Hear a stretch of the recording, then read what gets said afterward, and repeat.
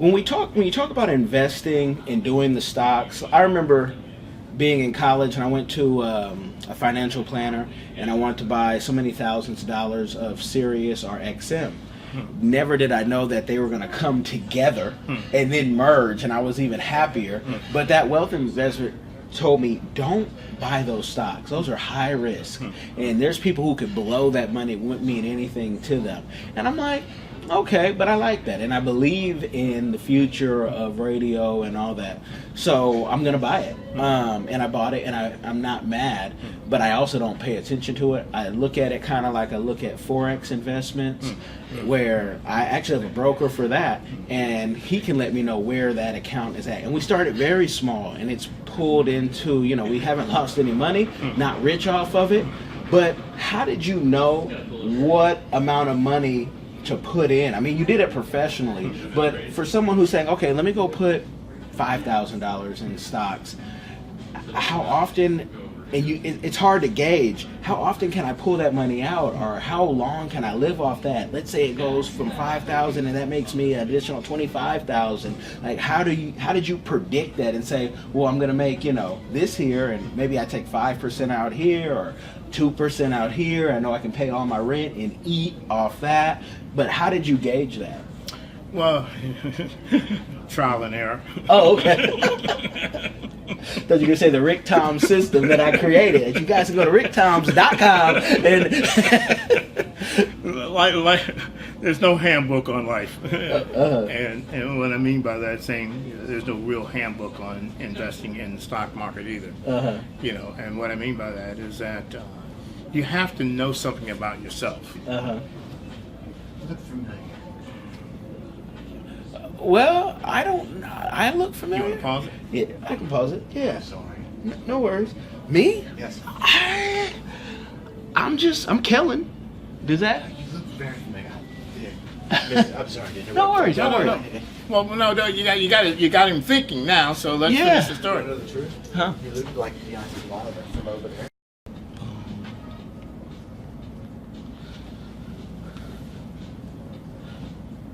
All right, we were interrupted a little bit. Apparently, I favored Deontay Wilder. Yeah, but until I stand up. I do have the knockout power punch from my boxing days. But so there's no handbook of life. So it's trial and error. You start off by knowing yourself, and what I mean by that is that, like I said, I'm a risk taker. I have a friend. He's not a risk taker, which is okay. Yeah. I mean, he's not missing a meal. He's not missing anything. But in my mind, he could have probably be better off financially. Yeah. But but that's the difference between knowing yourself, and I guess he does know himself because he's not willing to take those risks that I've taken. Which is okay. But it starts off knowing who you are. Okay. Now, if you want to, let's just say you're whatever age, doesn't matter. What is your long-term goal? Is it to have $1 million in the bank? Or a combination, not exclude the house, the equity in the house. But in terms of, let's just say, stocks, bonds, that investment arena, you exclude the house. You take the stocks and the bonds and cash and say, okay, how much do I have? And how much is invested in each arena? Yeah. So you set it up in a percentage. Then you say, okay, well, how much do I need to live on monthly? Okay, and you can start with where you are today. Yeah. Let's say you have a house and your mortgage is, your monthly nut, let's just say it's $5,000 a month. Yeah, $60,000 a year, right? Okay. Then how much of investments do you have that will cover that $60,000 a year? Does that make sense? It makes total sense. Yeah. I live my life on. If I tell people, if you can't live off $100,000 a year, you probably couldn't live off $1 million, because you just are going to blow money. And I see all the time where clients will make more money and even have less. With I'm like, okay, you made an additional $40,000. Let's put that towards business, or some type of investment, because I am a business manager. I'm whatever you call me.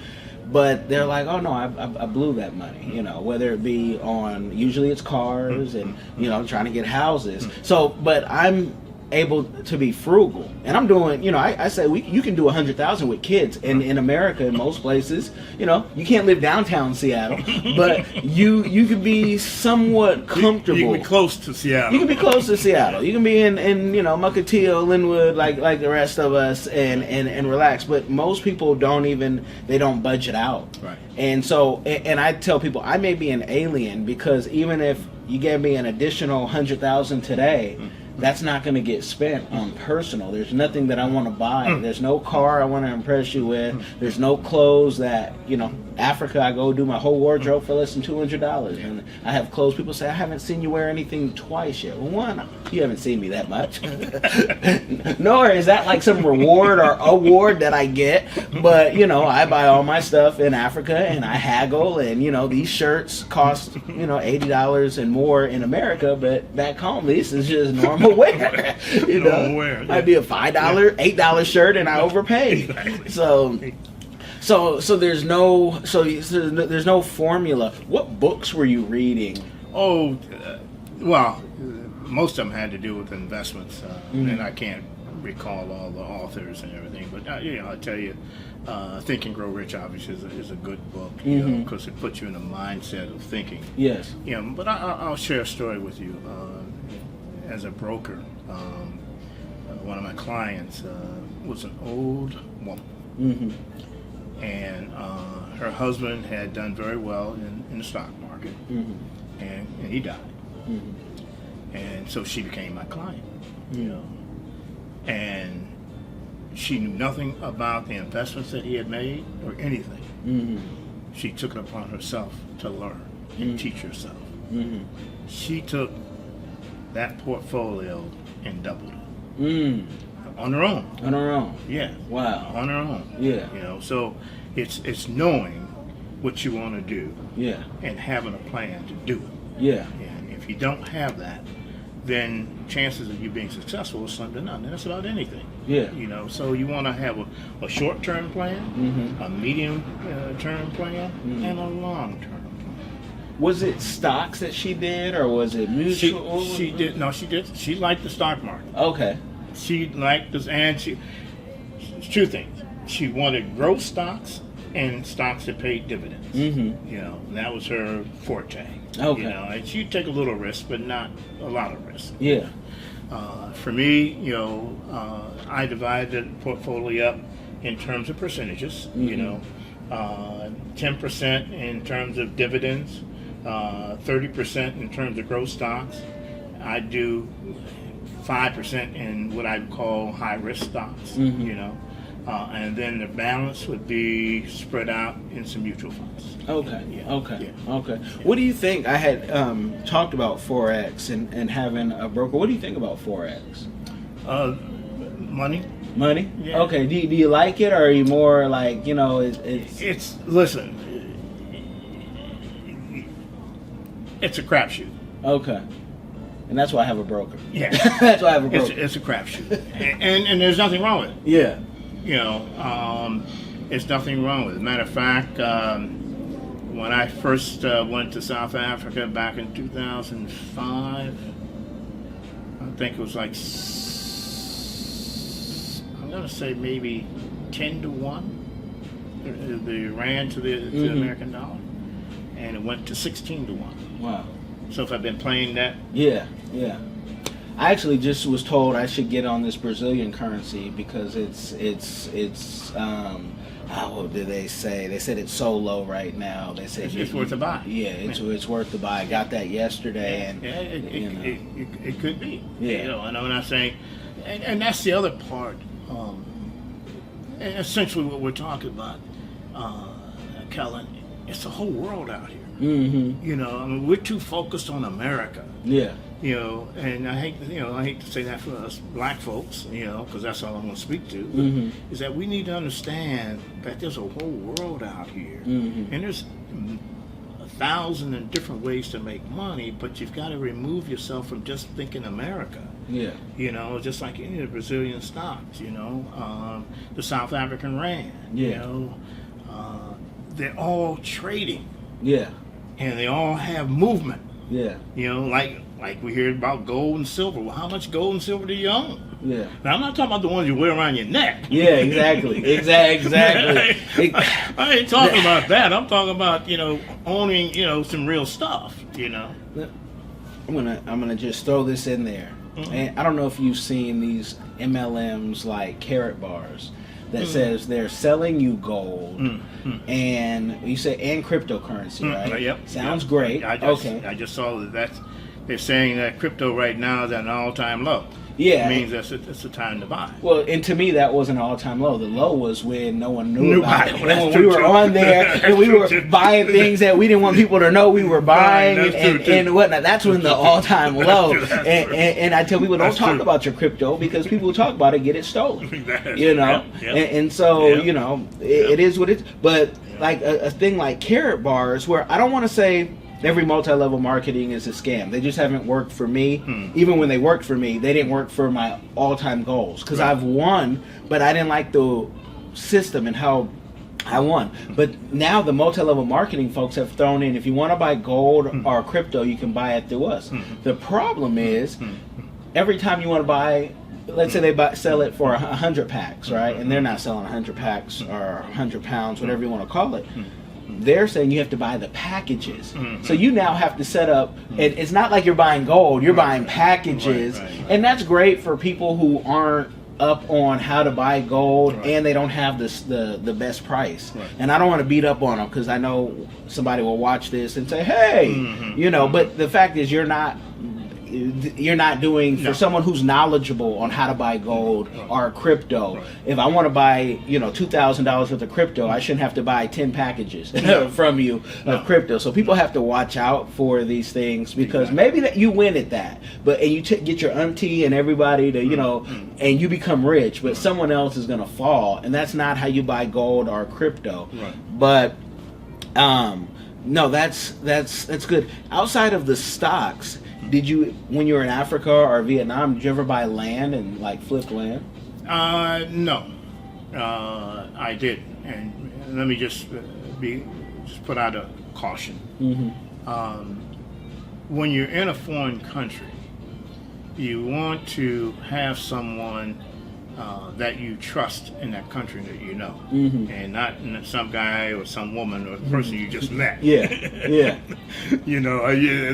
not going to work because what you're dealing with is language barrier, meaning you speak English, they speak probably in Africa they speak at least 7 or 8 different dialects, and you only speak one. So I'm just saying, just be cautious in that regard. Now, having said that, I am looking at opportunities in Africa as well as in Vietnam. Vietnam is one of the fastest growing economies in the world, and it is open to foreign investors buying real estate. Okay. Yeah. And is it owning it like freehold, or is it leasing it for 99 years in so many African countries? Yeah, you can own it. Okay. Yeah. And you want to own it. You don't want to freehold or leasehold. You don't want that. You want to be able to own it. But just be careful in who you're dealing with. Unlike here, where you got the deed and you got people who are going to do their due diligence. Whereas in Africa or other countries are not, let's say, I don't want to say they're not as sophisticated, but they're not as sophisticated. Yeah, no, it's a whole different thing. Exactly. I mean, there's lands. I know my father-in-law talks about there's lands that he has to continually put pillars or borders up because people try to, start farming on your land. And why not? Because you're not there, right? And you haven't seen the land in 30 years. Yeah, 30 years. So in their mind, hey, I'm going to do something with this land. This is good soil. But at the same time, you bought this land. So then you got to go to court, which takes years. In Cameroon, it's almost like you got to ask Paul Biya to come back in the country just to make a ruling. But it's not that serious. Yeah. But that's okay. So no, that's good to know about the Vietnam.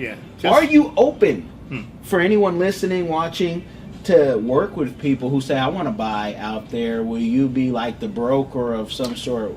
Yeah. To answer that question is yes. That's who I am. Okay. I'm what people call a connector. And yes, on this trip to Vietnam, just as a side note, we met two South Korean women. One of which is studying. Lives in South Korea, but she's studying Vietnamese to move to Vietnam. Yeah. To sell real estate. Awesome. Yeah. Awesome. Yeah. Man, the world is big, and yeah, we definitely, black folk need to get out, and because it would help everything. All this complaining that it can be justified, because you never know someone's story. It can be you can be totally justified, but to keep complaining, you only get one life to live. Kellen, you said it all right there, man. You can sit here, for all you people who live here in America, you can sit here and complain about America. Yeah. All day long. Yeah. The only thing that's going to change is you. Yeah. And if you're not willing to venture out beyond the borders of the United States, Yeah. and take a look, Yeah. and run your hand through the soil, Yeah. go look at the motherland, Yeah. or wherever you're from. I don't care. It doesn't Yeah. have to be Africa. If you're Italian, go to Italy. I don't care. Yeah. There are plenty of opportunities out there. More so in your world today than I had when I was growing up. There was no such thing as the internet. Yeah. As we all refer to it as the highway. It is a highway. Yeah. And there are people all over the world who are coming to America to do what? To invest in America, right? Well, guess what? Take your American dollars and go invest in their country. And be rich in some of those countries. Listen. Yeah. Listen. The exchange rate between, like I said, in South Africa and America at the time was 16-1. It could be the same today. Yeah. For every dollar of American dollars, 16 of their dollars. I mean, come on. You can't get that kind of rate here in America. Yeah. Well, I also, too, tell people be cautious, because you could say, hey, I could be a trillionaire in Zimbabwe, and that's going to buy you a Coke. That's true, too. That's true, too. So figure out don't go be a fool. Yeah. Figure out what you can buy for the exchange. Exactly. Exactly. That's the forward thinking that your mother had. And what was her job that gave her that forward thing? Because I'm thinking, before the internet, what could have maybe sparked that? That's a question I can't answer. Because, my mother was a janitor. Wow. Yeah. Now, in talking to her brothers and sisters, she was smart. She was smart.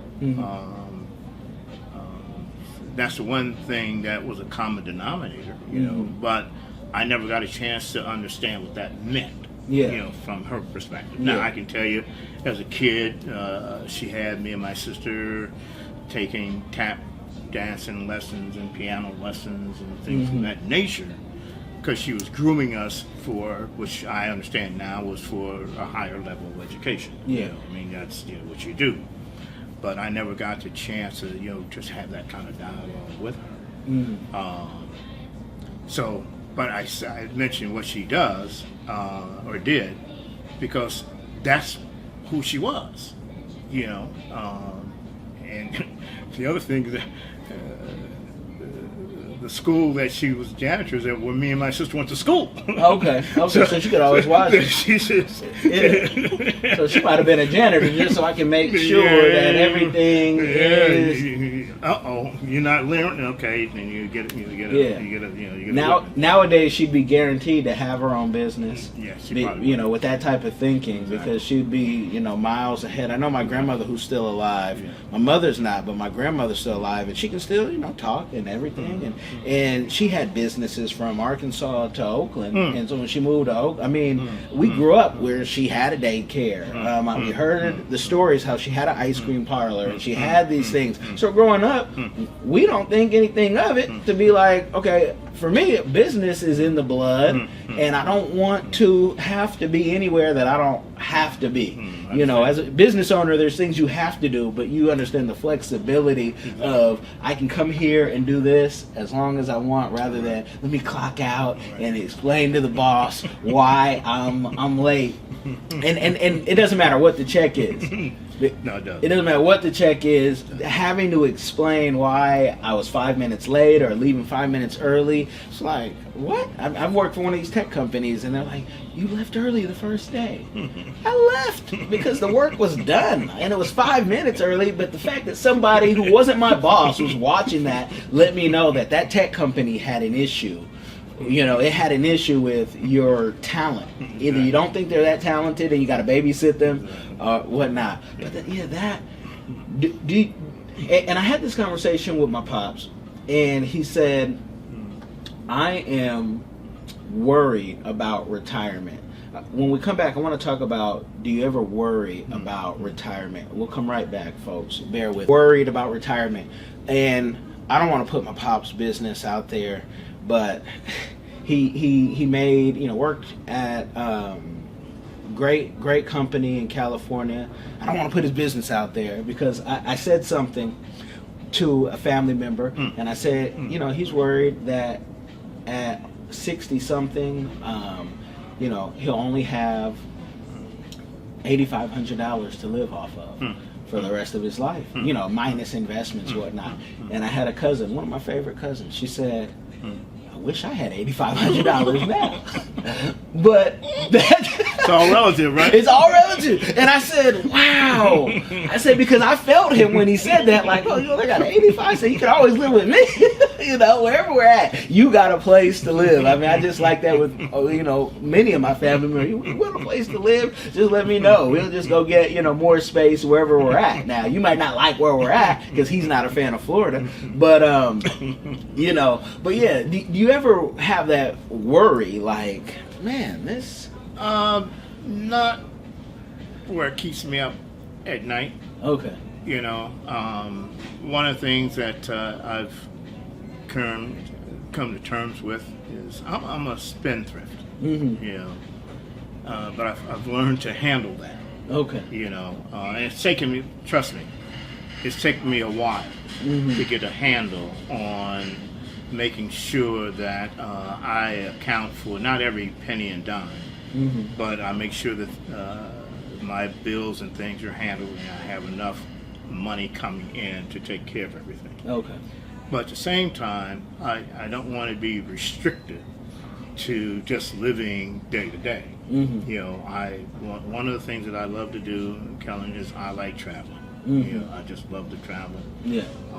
I've had an opportunity now to move to Guadalajara, Mexico. And I'm looking forward to it because one thing about when you get to a certain age in life can become stale and typically routine, and I don't want to be stale and I don't necessarily want to fall into a routine, although you will have a certain routine. Yeah, but it's always changing when you're traveling. Exactly. And that's why I'm looking forward to Guadalajara because it's going to force me to learn Spanish. Yes, see. And to learn and appreciate a different culture. Yeah. And looking at that'll be in March of 2020, and then revisiting Southeast Asia. We'll go back to Vietnam and Thailand this time. And I'm looking at spending at least a month or two in Vietnam and Thailand. Yeah. I just enjoy it because I get re-energized. Yeah. And I get a feeling of how do I say life. Yeah. And that's what I want. When you do these things, I wish you would take a camera, like the millennials. Every millennial you see now, and they're just they're showing the world like it just was formed when they got there. Well, I have a bunch of pictures. Yeah, I have a bunch of pictures from Vietnam, and I was telling my traveling partner Michael, you know Michael. Yeah. That the experience, we were there for he was there for a month. I was there for 3 weeks. And it was kind of like an out-of-body experience, meaning that I could see myself, but I'm present. I'm totally present. Yeah. entertained what Trump was going on. Yeah, who cares about that? You know, or the red light or any of that. Yeah. You know, because I'm not driving. Yeah. You know, we got the Uber guy, you know, Yeah. and Nam, you know, Yeah. and taking us wherever we need to go, and you know, and seeing the honeys and eating different food, Yeah. and going out and partying, you know. But to enjoy the life, man, and to have people come up and just talk to you and engage in a conversation, you know, it was just beautiful. Just beautiful. I'll give you a story. So we fly into Hanoi. We spend a week in Hanoi, and then we go down to Ho Chi Minh, which was back in the day during Nam was called Saigon. So we met a contact here who's Vietnamese, who's going to be in Nam at the same time we're going to be there. His name is Hai. So we get there into Ho Chi Minh, and we meet him, and we're walking up on him, and he says, "I know you," pointing to me. Yeah. So how the hell do you know me? I just got here. Yeah. Come to find out, Hai was an Allstate agent up the street from where my agency was. That doesn't surprise me though, because I told you when I was in Kenya, in Kibera, Yeah. the woman More, we just connected. As soon as Lock died, she was our guide and our pass for that's the biggest slum in Kenya. That's what they call it, not me. And she's like, I'm looking on the Facebook. I say, you know, Rick. So you are international, definitely. I'm not even shocked. I was taken, man. I was taken. Like, how the hell you know me? You know? Yeah. You know, here we are in Vietnam. You know, but yeah, he did very well here in Seattle in terms of now I'm in the Allstate arena, but he's doing very well in the real estate arena, and he's buying real estate in Vietnam. Okay. Yeah. Awesome. Yeah. Awesome. Yeah. Awesome. Yeah. That is awesome. When you do all of this, and this is, you know, millennials are now being coined as the people who are about charity first, and you know, when you're doing all this traveling, we ask every guest this: what is your community give back? Because you know, this life is fabulous. But what's the give back that you enjoy? Let me give you the story of in South Africa. I have a nonprofit. Yeah. And, Limbs for you. Yeah, and it's a result of South Africa. Mm-hmm. You know, my dad happened to have been an amputee. You know, but I'm in Soweto, and a young lady gets off a school bus, and she's an amputee. That didn't bother me. What got me, she had a U-shaped wire pinched into her skin that served as her artificial limb. I'd never seen that in my life. Yeah. And that got me. Jeez. But I was not in South Africa with that. I'm a businessman. And trust me, it was overwhelming. Yeah. It was truly overwhelming. The amount of business opportunities that you could see, you know. Anyway, I came back to the States in 2009, and I was doing a seminar. I was reviewing the Landmark Forum, and the image of this girl reappeared, and I took that as a sign from God to start Limbs for You. Okay. Yeah, so that's my give back. That's the give back, and it's a great give back. You guys can go online, put Limbs for You, and you can see and you can give, because people sometimes, you know, some folks are like, "Hey, Kellen, I don't want to tithe. The church is stealing too much money." And I said, well, you know, there's a lot of churches out there, but you don't necessarily have to give to, if you don't, for whatever reason, you give to who you want to give, but there's so many causes to give. So if you don't have one and that touches you, go to Limbs for You, and you can donate now, because you need to donate somewhere. I mean, whether it's time or money, because some people will say, I don't have any money. Well, donate your time. I don't have boys, and I probably raised my girls where now they do jiu-jitsu, you know, 3 times a week, and people say, man, you're going to have some rough girls. I said, I have some girls that aren't victims is what I'm going to have, and that can, you know, can be on their back comfortably with someone bigger than them and can get them off and break something, and, you know. They can handle themselves. They can handle themselves, and I've done my job with doing that. Exactly. But I do have a lot of male mentees that I give time to, and ideas, and you know, that would probably never end, just because I see boys don't get the same thing that girls get. Girls can always default and get married. Exactly. Guys are just not, unless you're in that rare category. And I don't know how that feels. You know, if you're in that rare category where you can be a gigolo, you know, but I'll give you that time, especially if you're a young person, you know, because I have someone say, Kellen, you just tried to charge me for that time. That's because you're too old and too confused and wanted to do way too much with the money when you got it. So, but I'll still give you a conversation and some opportunity, because I just, that's dear to me, because I just feel like whatever was put into me, if I can at least put it in. I believed them when they said you can do whatever you want to do. I just believed them, and I said, okay, they can't stop me, and they surely couldn't stop me when we were doing negative. No. They couldn't even catch us. Catch me if you can, like Leonardo DiCaprio in the movie. You couldn't catch us, so now catch me if you can. Yeah. So I can give that all day, but also there are some charities and there are some people that I like what they're doing, and I said, look, I'll do business with you all day, and I just want to give you 2 pennies, and you can do that. And the way I trust them is the way people trust me. When my mother passed, she had told me since I was 12 what to do when she passed.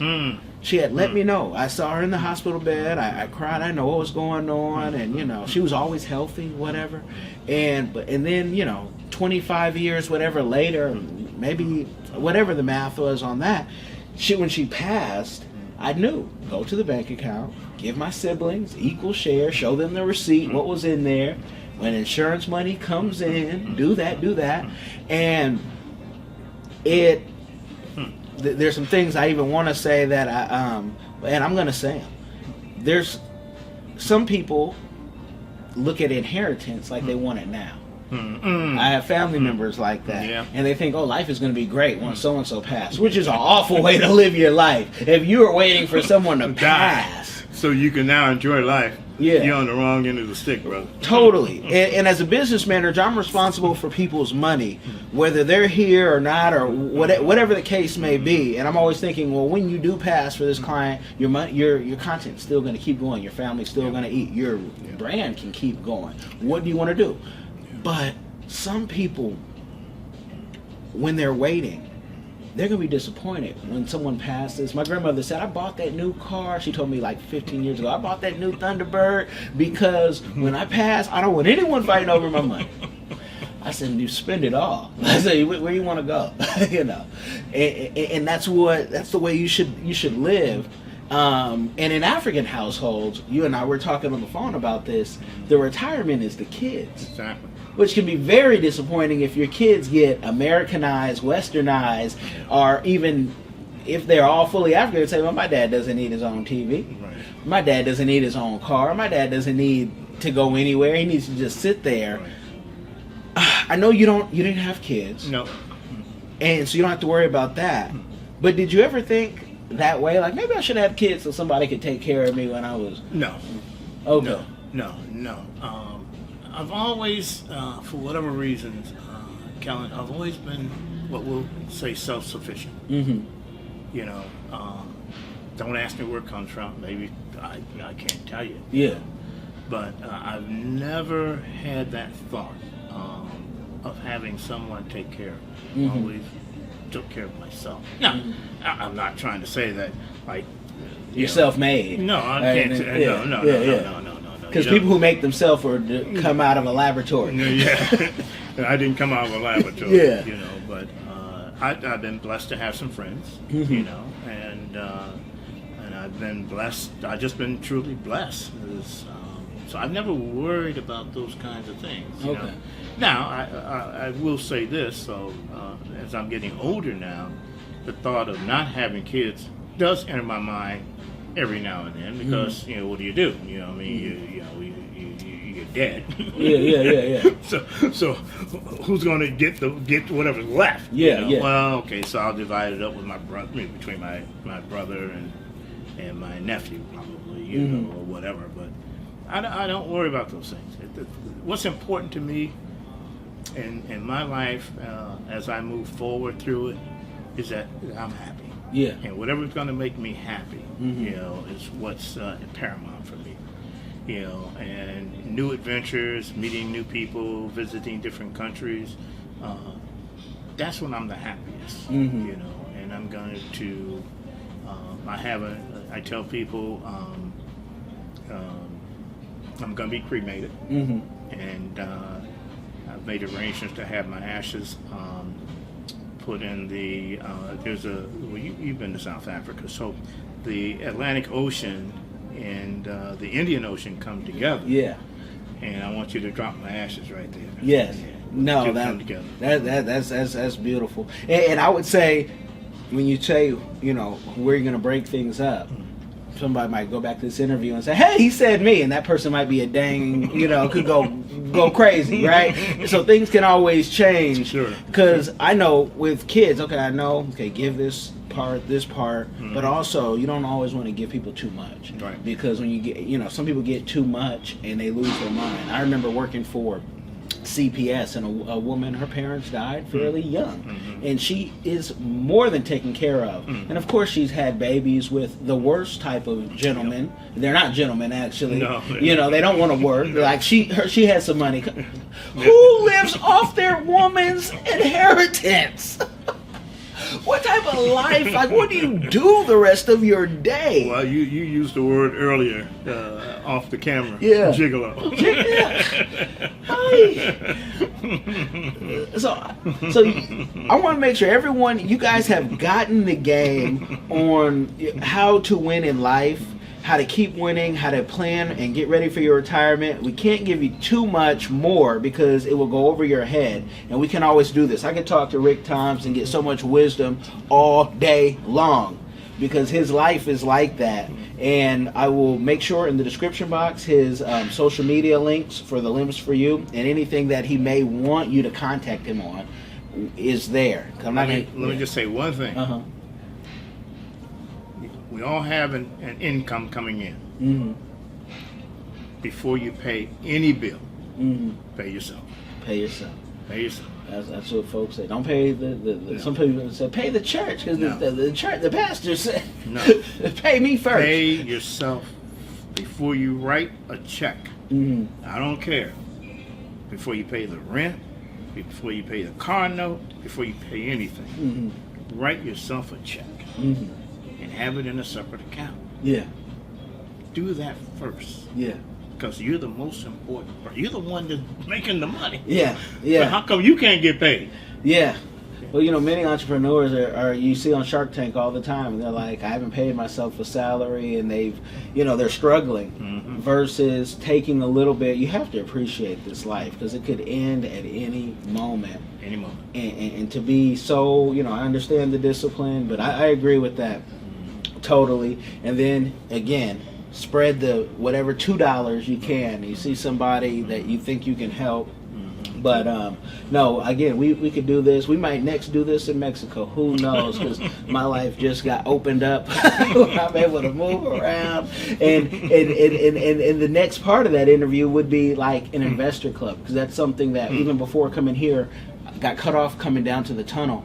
But people are opening up these investor clubs and people are buying in. And, the gentleman I was talking to, I had convinced him he might be a new client because he was letting people be part of his investor club for $50 a month. I said, what could they invest for $50 a month? I said, I know two things about it. You're getting the lowest barrel of crab, and they're your biggest problem. He said, you're right. He's giving them 2%, off their money. I know those broke folks are mad.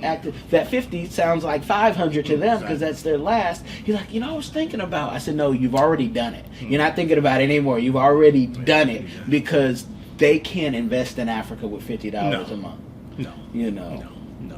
No. You're setting yourself up for failure or disappointment. Let me just either one. Yeah, it can give you a heart attack. Yeah, and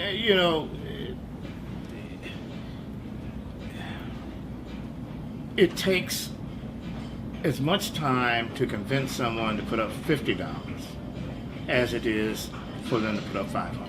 Yeah. So why not ask for the $500? Yeah. It's the same energy. It's the same conversation. And he said, because, our folks always talk about the money they don't have. And I said, they don't need to invest. Because for $50 a month, you can't even buy a passport to go see what your investment is. And if you're doing investment sight unseen, I got a bridge to sell you today that they are building in Linwood. And but it's not a good use of your time and effort. I understand. And the other part of that, Kellen, is that we sometimes set ourselves up because we set our sights so low. Mm-hmm. And when you are dealing with $50 a month, like you said, you've got someone. I'll give you an example. I had a client. She wanted to invest in mutual funds. Mm-hmm. So I explained to her, all right, so this is the money, and, this is not like you can, like the bank. Yeah. you know? Can't take it out when you want it. Well, she didn't quite get that part. Okay. I think she gave me the money on one day, and then 30 days later want the money back. It's like, life doesn't work that way. Yeah. You either have it or you don't. Yeah. If you don't have it, don't invest it. Yeah. If you have it, invest it. Yeah. But understand it's a long-term investment. Long-term meaning at least 12 months. Yeah. Unless if it's a 6-month investment, then put it in a savings account at the bank. Yeah. Or a CD. You can find a CD exactly. for 6 months. Exactly. Yeah. But don't come with, it's just disheartening, particularly from a black perspective, that we don't quite understand the difference between investing money and putting money in a savings account. Yeah. There's a big difference. Yeah. So, man, you guys got the game. Make sure you share this for somebody else.